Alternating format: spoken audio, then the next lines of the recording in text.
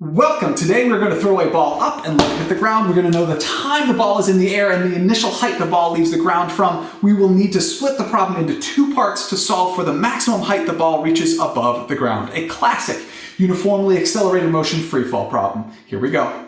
Hey guys. Hey Bo. Hi Bo. Flippin' physics. Ladies and gentle people, the bell has rung and for class has begun, therefore you should be seated in your seats ready and excited to do another freefall problem. Can I throw the ball this time? Well, I didn't really think about that, and I've actually already filmed me throwing the ball, so perhaps next time? Really? Probably not. Thanks for the vote of confidence, Bo. Billy, could you please read the problem? Mr. P throws a ball straight up and lets it fall to the ground. If the ball leaves his hand 124 centimeters above the ground and lands on the ground 1.14 seconds later, to what maximum height above the ground did the ball go?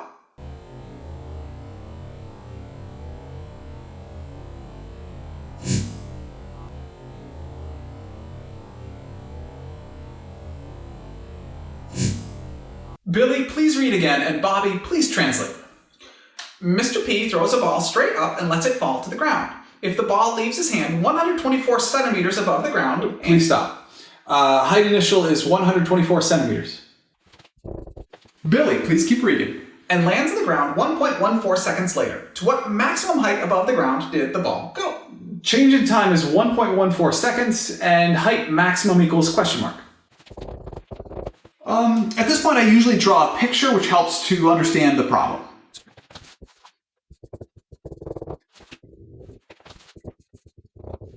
So you can see we have B holding the ball. I throw the ball, it goes up, it comes back down. We have the initial height the ball is off the ground, and we're looking for the maximum height the ball reaches above the ground. Bo, how would you like to solve the problem? Well, the ball is clearly in free fall, so we know the acceleration in the y direction is negative 9.81 meters per second squared, and we can use the uniformly accelerated motion equations, so we just need three UAM variables. Yes, acceleration is one UAM variable, change in time of 1.14 seconds is another, and height initial is 124 centimeters. Right, but it should be displacement in the y direction is 124 centimeters. Actually, negative 124 centimeters because the ball ends below where it started, so the overall displacement is down. And we need to convert from centimeters to meters because the acceleration is in meters per second squared. So multiply the displacement by 1 meter over 100 centimeters.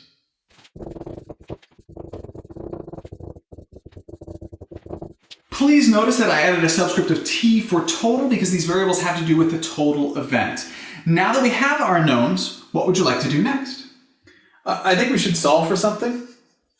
Yes, Bobby, but what can we solve for? The two remaining UAM variables. Velocity final and velocity initial. Careful, they are final velocity total and initial velocity total. Let's solve for one of the two and see what happens. Billy, why don't you pick one and solve for it, please?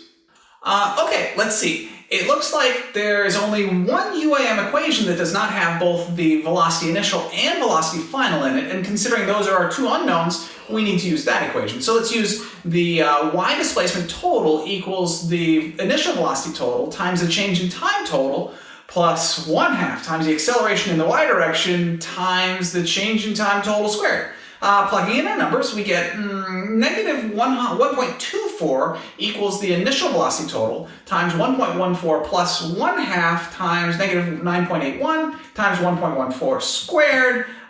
So then we get on the right-hand side 1.14 times the initial velocity total minus 6.374538, which you can add to the other side and get 1.14 times the initial velocity total equals 5.134538. And then divide both sides by 1.14, and the initial velocity total equals 4.503981 meters per second.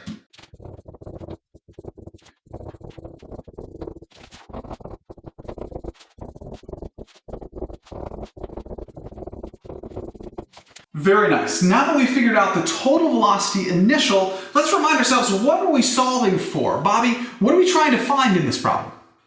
We're looking for the maximum height the ball reaches above the ground. And Bo, remind me, what do we know about this point when we're at the maximum height?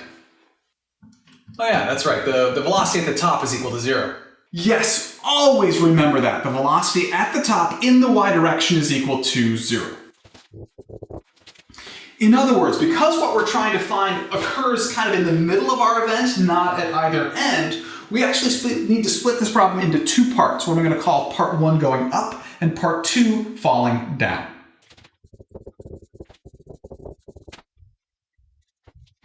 So now, looking at the problem in terms of parts 1 and 2, what did we just find? This total velocity initial, what is it in terms of part 1 or part 2? Billy? I don't know. May I, Billy? Sure. The initial point of the total event and the initial point of part 1 are the same. So the initial velocity total we just figured out is also the initial velocity for part 1, right? Absolutely. The total event and part 1 share that same initial point. In other words, the total velocity initial and the velocity for part 1 initial have the same value. Bo, what about the velocity at the top? What is that in terms of part 1? The top is at the very end of part 1, so the velocity for part 1 final is equal to the velocity of the top, which is 0.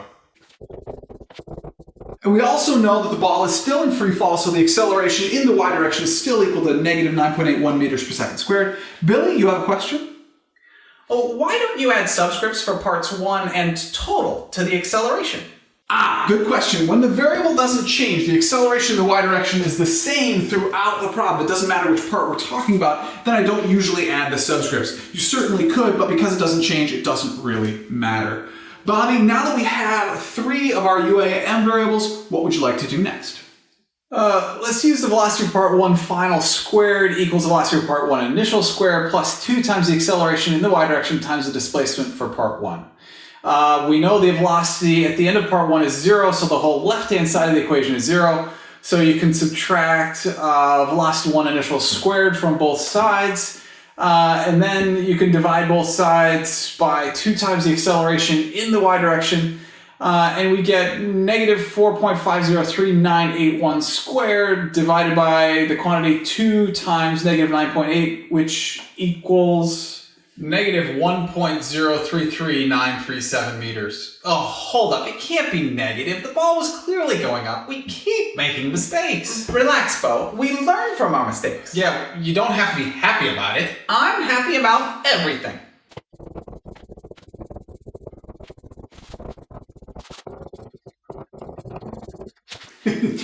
Me too, Billy. And it was just a simple calculator / algebraic mistake. Who can tell me what it was? Oh, we don't square the negative because it is the final velocity for part 1 which is squared, not the negative final velocity for part 1 because we moved it over to the other side. So we get a positive answer. Yeah, so I usually add parentheses to avoid this simple little mistake. Just helps. So what we just figured out is the displacement in the y direction for part 1, which is this distance right here. Our goal is to figure out the height maximum. We are very close. Billy, how are we going to figure out the height maximum, please? Well, the height maximum is going to be equal to the addition of the height initial and the y displacement for part 1. So the maximum height equals 1.24 plus 1.033937, which is 2.273937, or 2.27 meters with 3 significant digits.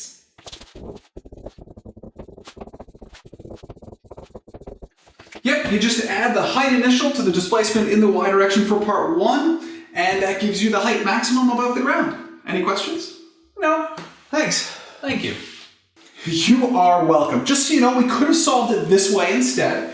We could have looked at the total event and used 2 UAM equations to solve for the final velocity for the total event. That would be the same as the final velocity for part 2. We also know that the initial velocity for part 2 would be equal to 0 because that's at the very top. Then we could use a UAM equation to solve for the displacement in the y direction for part 2, the magnitude of which is the maximum height the ball went above the ground. Both solutions give you the same correct answer. I thought we could do it that way. Okay, let's do a quick review. We listed everything we knew for the total event. We knew 3 UAM variables, therefore we could solve for the other 2. We chose to solve for the total velocity initial. We then identified that we needed to split the problem into 2 parts, and we showed that the velocity for part 1 initial was the same thing as the velocity total initial. Then we looked at just part 1, listed our 3 UAM variables, identified that the velocity at the top was the same thing as the velocity for part 1 final, which was 0. We used one of our UAM equations to solve for the displacement for part 1 in the y direction, added that to the height initial to get our height maximum above the ground. That's what we did. Thank you very much for learning with me today. I enjoyed learning with you.